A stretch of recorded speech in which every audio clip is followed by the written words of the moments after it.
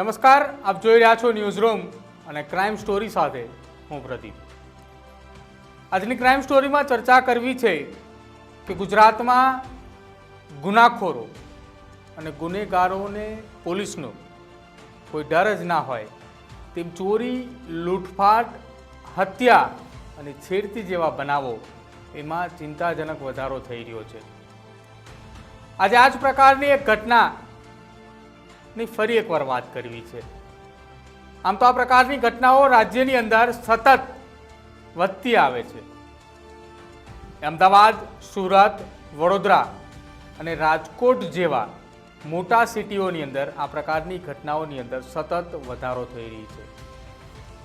ત્યારે આજે વાત કરવી છે રાજકોટની એક ઘટનાની કે રાજકોટમાં રવિવારના મોડી સાંજે એક એવી ઘટના બની કે જે ચર્ચા સમગ્ર ગુજરાતમાં ચાલી રહી છે.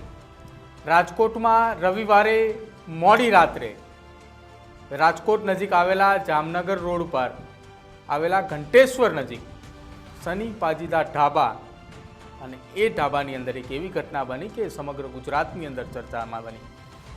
સની પાજીદા ઢાબામાં ડેપ્યુટી મેયર નરેન્દ્રસિંહ જાડેજાના ભાઈ રવિરાજસિંહના 3 થી 4 જેટલા મિત્રો એ જમવા માટે જાય છે અને તે દરમિયાન સની પાજી ઉર્ફે અમનવીરસિંહને વિજય ગઢવી નામના એક વ્યક્તિએ ફોન કરી અને જણાવે છે કે તમારી સની પાજીદા ઢાબાની હોટલ ખાતે 3 જણા જમવા માટે આવી રહ્યા છે અને આ 3 વ્યક્તિઓ પાસેથી રૂપિયા ન લેવા માટે કહ્યું. પરંતુ તેમ છતાંય જમવા આવેલા 3 લોકોએ બિલ આપીને જતા રહ્યા અને ત્યારબાદ આખો મામલો સામો આવ્યો. ટેલિફોનિક ઇન્ટરવ્યૂ સની પાજીએ એક ટેલિફોનિક ઇન્ટરવ્યૂની અંદર વાતચીત કરી હતી અને તેમાં તેમણે જણાવ્યું કે રવિવારની મોડી રાત્રે મને નરેન્દ્રસિંહ ઉર્ફે ટીકુભા જાડેજાનો એક ફોન આવેલો અને તેમાં મને કહેલું કે હું તારી હોટલે આવું છું, હોટલ બંધ કરાવી દેવાની છે તેમ વાત કરવામાં આવી હતી. બાદમાં થોડીવાર પછી ડેપ્યુટી મેયર નરેન્દ્રસિંહ, તેમના ભાઈ રવિરાજસિંહ, તેની સાથે હરદીપસિંહ જાડેજા, વિશ્વરાજસિંહ જાડેજા અને સાથે વિજયભાઈ ગઢવી અને અજાણ્યા માણસોએ હોટલ ઉપર પહોંચ્યા અને સની પાજીની સામે જ ઝપાઝપી થઈ. તેઓ બોલાચાલી કરવા લાગ્યા અને ઢીકા પાટુઓ પણ મારવા લાગ્યા અને મારામારીની આખી આ તોડફોડ જે છે તે પણ હોટલ ખાતે કરાઈ હોવાની વાત જે છે તે સની પાજીએ ટેલિફોનિક ઇન્ટરવ્યૂની અંદર જણાવ્યું હતું અને તેમણે એ પણ જણાવ્યું હતું કે કોઈએ 100 નંબર ઉપર ફોન કરતા ત્યાં પોલીસની ગાડી પણ આવી હતી. સની પાજીના ટેલિફોનિક ઇન્ટરવ્યૂની અંદર અંતિમ જાણકારી જે મળી તેના અનુસાર આ વિવાદ વધુ ન થાય તે માટે ગાંધીગ્રામ પોલીસ મથકના સ્ટાફ દ્વારા સની પાજીના ઢાબા ખાતે ચુસ્ત પોલીસ બંદોબસ્ત પણ મૂકવામાં આવ્યો હતો અને ઘીના ઠામમાં ઘી પાડી દેવાની વાત રાખી હતી અને મધ્યસ્થી દ્વારા એવો પ્રયત્ન પણ કરવામાં આવી રહ્યો હતો કે આ મામલે કોઈ ફરિયાદ ન નોંધાય અને એવું પણ માનવામાં આવી રહ્યું છે કે આખી ઘટનાની અંદર સમાધાન પણ થઈ ચૂક્યું છે. એટલે કે ઘીના ઠામમાં ઘી એ ઢળી પડ્યું છે. પરંતુ અહીંયા એક સવાલ ઉપસ્થિત થઈ રહ્યો છે કે સની પાજીદા ઢાબા પર મારામારી થઈ એ વાતમાં બેમત નથી. મારામારીમાં ઈજા થતાં ડેપ્યુટી મેયર નરેન્દ્રસિંહ ઉર્ફે ટીકુભાના ભાઈ સહિત અમદાવાદ હોસ્પિટલમાં સારવાર લેવા ગયા તેવી ચર્ચાઓ રાજકોટ ખાતે ચાલી રહી છે.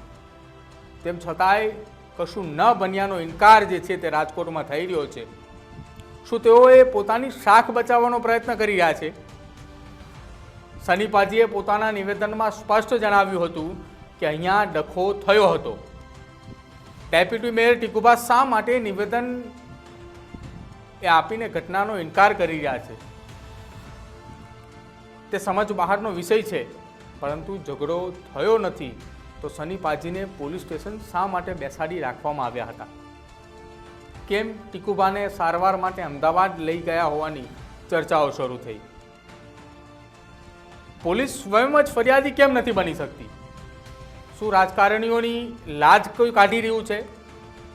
હાલ સની પાજી અને નરેન્દ્રસિંહ ઉર્ફે ટીકુભા ફરિયાદ નોંધાવવા માટે તૈયાર નથી.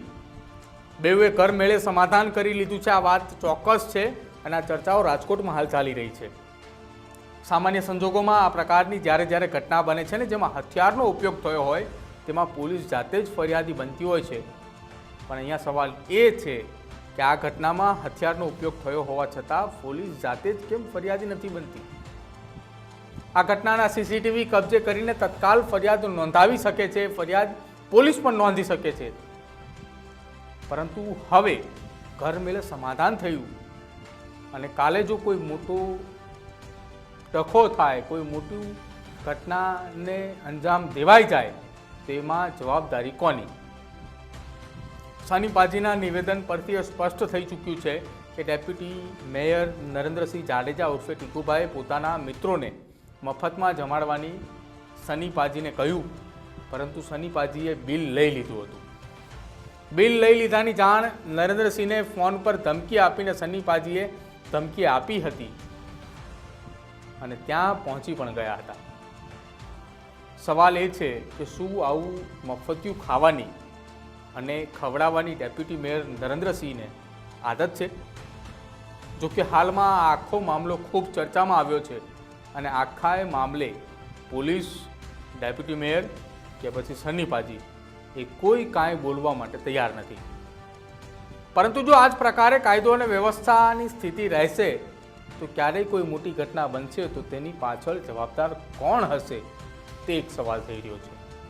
રાજકોટના સની પાજીના ઢાબા ખાતે જ્યારે આ ઘટના બની અને હવે આ ઘટનામાં કશું જ નથી થઈ રહ્યું, બંને પક્ષમાંથી કોઈ ફરિયાદ નથી નોંધી રહ્યું, પોલીસ પણ સ્વયં ફરિયાદી નથી બની રહ્યું, ત્યારે જો આગામી દિવસોમાં આ જ સની પાજીના ઢાબા ખાતે કોઈ ઘટના બને છે તો એ ઘટના પાછળ જવાબદાર કોણ?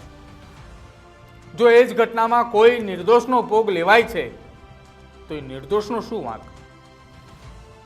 આપનું શું માનવું છે આ ઘટનાને લઈને તે અમારા કોમેન્ટ બોક્સની અંદર જરૂર જણાવજો. અને આવીને આવી જ ક્રાઇમની ઘટનાઓ અને ક્રાઇમની અપડેટ્સ માટે આપ જોતા રહો ન્યૂઝરૂમ.